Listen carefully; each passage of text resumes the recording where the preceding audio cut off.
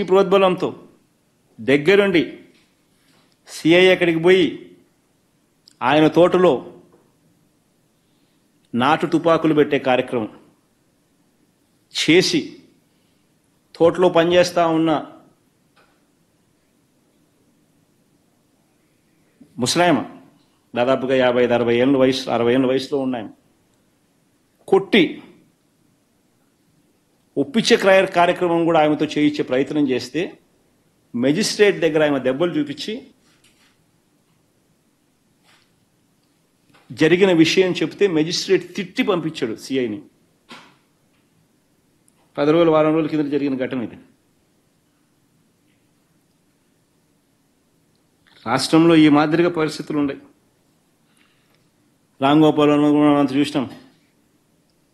వీళ్ళ సినిమాలు తీస్తే తప్పులా, వీళ్ళేం సినిమా తీసినప్పుడు వివేకం అని సినిమా తీస్తే తప్పులా, వీళ్ళు ఏం చేసినా వీళ్ళు ఐటీడీపీ ద్వారా ఇష్టం వచ్చినట్టుగా వీళ్ళని రన్ చేసినా నష్టంలా, తప్పులా, వీళ్ళు ఎవరి మీద ఏ రకమైన మాట్లాడినా తప్పులా.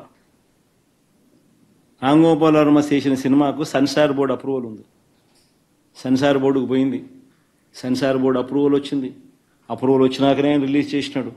సో మళ్ళీ ఆయన సెన్సార్ బోర్డు అప్రూవల్ వచ్చిన తర్వాత నువ్వు రిలీజ్ చేసిన సినిమాకులో ఆయన సినిమా తీయడం తప్పు అన్నట్టుగా నువ్వు ఆయన మీద కేసులు పెడితే, ఆయన నువ్వు పిలిపించే కార్యక్రమం చేస్తూ ఉంటే, ఆయన నువ్వు అరెస్ట్ చేయాలని ప్రయత్నం చేస్తూ ఉంటే ఇల్లీగల్ డిటెన్షన్ కాదా ఇది?